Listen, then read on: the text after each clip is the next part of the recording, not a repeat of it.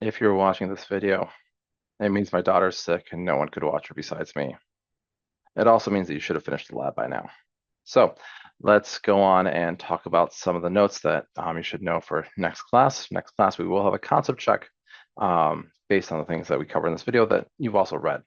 So you're going to want to flip over to page 132 of your binder if you're not already there. It's the page right after that was the homework the other night with the reading and filling out the pages, only a few pages after the lab. So once again, that's page 132. You'll notice at the top of the page, or rather the top half, you have FATGN. We'll talk about what those are. Those are the acronyms for the different types of forces. So let's get started on that. So the common types of everyday forces, there's way more than the ones that we'll see here, the five that we'll see here. These are the five basic ones that you're going to really worry about in this class. And occasionally we'll talk about some, we'll briefly mention some other ones, but you're not going to have to really worry about those. So the first one is going to be the force of friction. Let me turn on my laser here. First thing I want you to notice, similar to energy, we have big F, meaning just force, and then we're going to use subscripts, just like with energy. We had EK, EG, all those. So this means friction. Friction, you all kind of have an understanding of it. It's the force that opposes motion. It's usually two surfaces sliding together. So if I'm rubbing my hands together, there's friction between my hands. If a book is sliding on a surface, well, there was friction present as well. The thing I want you to recognize is which way does it act? It always acts against the motion. So if I kind of can show you here for a second, if I have this box and I'm going to push the box first so that slides towards the ramp to the right. And so it's sliding to the right, and you'll notice the friction arrow was pointing to the right. And as it's sliding up, now the friction arrow is pointing in a different direction. And as it's sliding down, once again, different directions. So it's always against the motion. So if I put the box once again at the very top, and then I let it slide down, well, it's sliding down into the left, which means that friction is going to be pointing up and to the right, exactly opposite of the way it's going until it gets to this bottom point here. Now it's sliding straight to the left, so friction is pointing straight to the right. There's also different types of friction, like air resistance is technically a type of friction. We usually call that drag. You may have heard that if you're in crew, like the boat stuff, that certain boats have less drag. That's just friction in a fluid, but it always opposes motion. So like if something is falling down, air resistance is going to be acting up on it, try to slow it down. So that's the thing you have to know about friction. Next, applied force. Usually I save this one for the end, but because of the way the acronym works, which you'll see in a moment, covering it right now, it's a catch-all term. So if a force doesn't fit into one of the other types that we're going to talk about, we're going to call it an applied force. It's just a general pushing force. So if you have like a picture of like a hand is pushing something or an engine of a car on a boat or something like that, we'll just call it an applied force. If it's a jet flying through the air, a lot of times we'll call the jets or the propellers also an applied force. Technically, those are actually called thrust forces. If it's you're pushing air to get something going, that's a thrust, but we'll just call it an applied force just to keep it simple. Next one, FT stands for tension. It's a force from a pull, usually a rope. It could be a chain. It could be like a bar that you're pulling on. Instead of calling it a force pull, we're going to call it a tension force. It's only pulls, it's not pushes. You can't really push with a rope. If you try pushing it with a rope, it just goes slack. So you can only pull with rope, so that's why they're called tension forces. And those can be in any direction. It's the direction of the rope. So if I'm pulling a rope to the left, well, the tension force is to the left. If I'm pulling on something with the rope, like up, well, the tension's up. It's the direction that the rope is in. The next one, force gravity, little g. Capital G actually means something else in physics, so we call it little g. It's the force of gravity pulling you down. It's also called weight. So you'll see that often that it'll be like later we'll be calculating it. So you'll see calculate the weight or calculate force of gravity. That means the exact same thing. Weight is the more like informal term. Force of gravity is the more formal term. Different from mass. We'll cover that in the future, how those are different. Weight and mass are two totally different things. We use them interchangeably in our everyday lives on Earth, but once we become a spacefaring society, they definitely will mean something totally different, but that'll be covered in the future. So weight, more formally known as force of gravity. Force of gravity always, always, always points toward the center of Earth, or actually towards the center of whatever's causing the gravity. 99% of the time, we're going to be talking about Earth. So it always points towards the center of Earth. So if I kind of show you right here, if I have the Earth and I just click on random spots, like, oh yeah, this gravity is pointing towards the center here, pointing towards the center here, pointing towards the center here. If I get really close, oh, it's a bigger arrow because something we'll talk about in the future. The closer you are, the stronger gravity is. If you get really far out, well, it kind of still points to center, but it gets really, really weak the further out you go. So I think that's just something to keep in mind. But in general, for most of our situations, it's just easy to say it's pointing straight down because we'll just call the Earth being flat for our situations.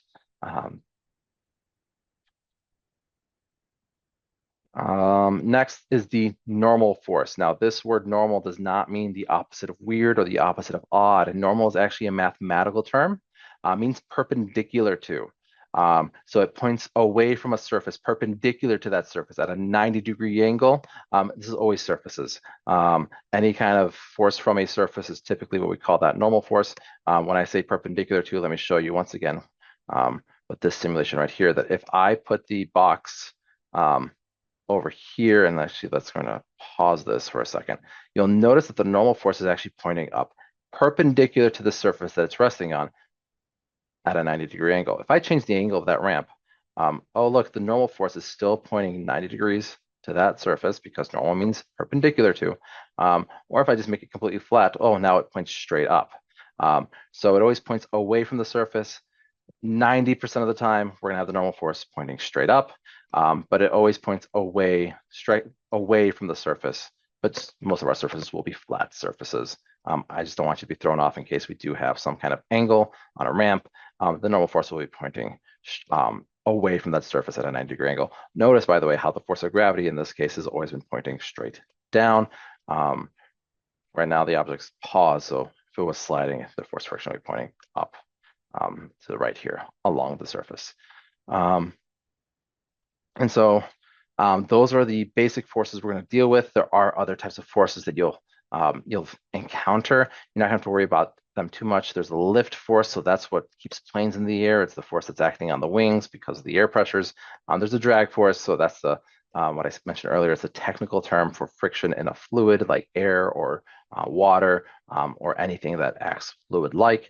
Thrust, once again, is that applied force, but usually because you're like shooting out air or some kind of fluid like that. Buoyant, that's the reason why things float. Magnetic force, you'll experience that in the lab. We're not going to really cover magnetic force because those are actually really complicated. You just have to be aware that they exist. It's the reason why the paper clips flew up to the magnet is because it's this thing called the magnetic force. It's similar to the gravitational force in a certain way. I'll explain in the future slide. We have the electrostatic force. Once again, we're not going to cover it too much. You just need to be aware of it. It's the reason why the paper bits flew up to the bat after you rub the bat with fur. There's also other ones like nuclear forces, which go way beyond what we're dealing with in this class, so don't worry about those.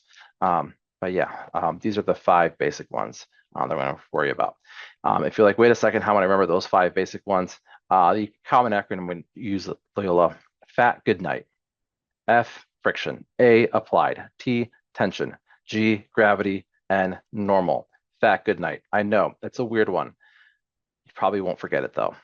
So friction, applied, tension, gravity, normal, FAT, good night. Once again, so what I say is, especially at the beginning, when we talk about labeling forces and stuff, and you want to make sure you're not forgetting any, just go through that, that mnemonic in your head. Is there friction present? Is there an applied force? Is there tension? Is there gravity? Is there a normal force? Just to make sure that you didn't forget any. All right. You don't have to know this as much, but something that just be aware of: contact versus non-contact forces. So some forces require physical contact or touching. So like frictional forces, you can't have a book sliding on a surface and experiencing friction without that book actually touching the surface. As soon as the book leaves the surface, well, there's no like interaction between those surfaces, so there can't be friction. So friction is a contact force. Tension force, same thing. You can't pull on an object without coming in contact with it. A normal force, once again, it's the supporting force from a surface, typically a supporting force. You need to be in contact with that surface for that surface to actually push up on you. Air resistance, you don't really think about air resistance as a contact force, but really if your hand, like if you move your hand back and forth, You can feel the air molecules bouncing off your hand. You are physically hitting all those air molecules. That's why it's a contact force. We're not going to really worry about spring forces. It's the force from spring, like when you stretch it out and it pulls back on you. We're not going to worry too much about those. Um, the action at a distance forces, the forces that don't require contact, well, gravitational force. You can jump up in the air. Gravity's going to pull you right back down. You don't have something from the Earth reaching up to you and pulling you back down. Just because you're in the presence of Earth, you're going to experience the gravitational force. So you could be on a plane, you are nowhere near the surface of the Earth relatively, but you're still going to feel gravity because gravity acts at a distance, does not require contact. Same thing with the electrical force or electrostatic force. You were able to, in the lab, pick up the paper bits with the bat without actually coming in contact with the paper bits. When you just came by, those paper bits felt that attraction and flew up to the bat. And same thing with the magnetic force. The magnet does not have to be physically touching the paper clips to act on them. It's as soon as it comes nearby, it's able to pull on them through no contact at all.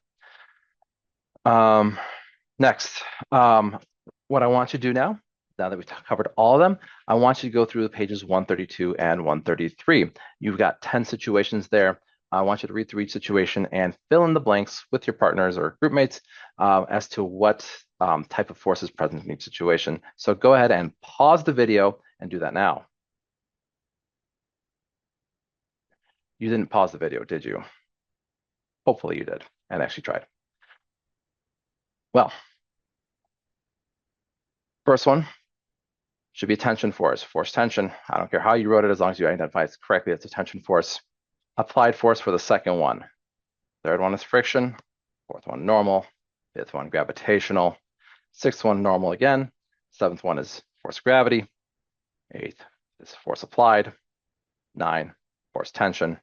And then finally 10 is, well, I can't see it because of my screen. Force friction. There we go. So hopefully you got all those right. Part of the concept check is going to be identifying the what force is present in any situations just like you had in those practice ones. So hopefully you actually practice those. Now move on to the next page, 134 and 135. Every year we forget to fix a couple of issues on this page, so I'm going to tell you right now what those issues are.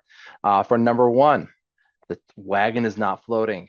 So there's a picture of a child pulling on a wagon. The wagon's floating off the ground. It should not be floating, so just correct the ground so that the wagon's not floating, or however you want to do that. Draw the wheels to be extra big, whatever. Also, the wagon should be moving forward. And I'll mention friction may or may not be present. We'll talk about that in a moment. For number two, the child is sitting on a desk. I know in that picture you're like, what is that? Just call it a desk, whatever. Number three has no problems with it, so that's why it's blank. But so just do number three normally.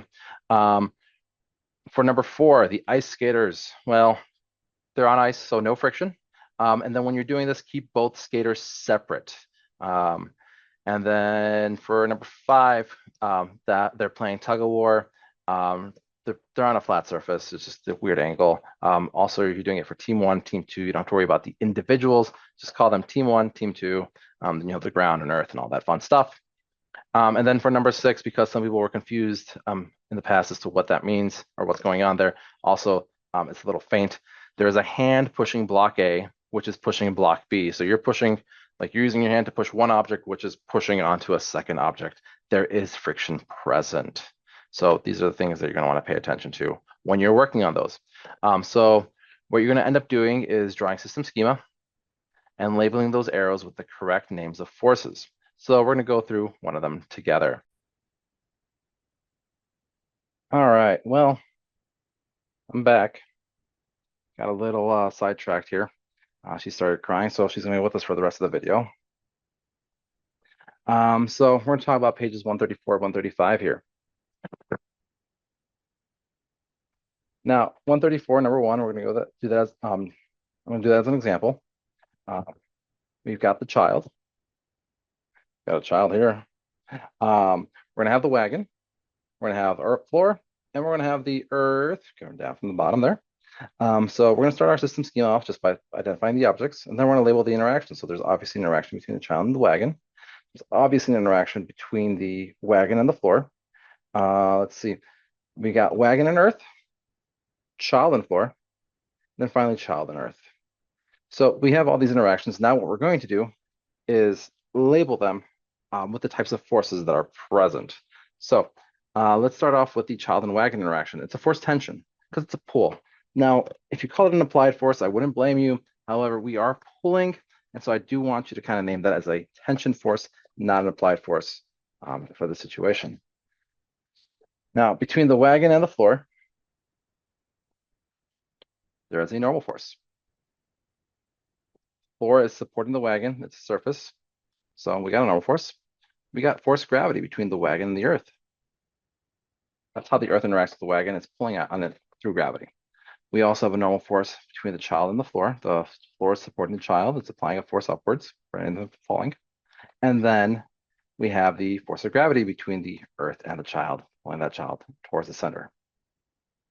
So this is what you're doing for all those, drawing system schema, labeling the arrows with the types of forces.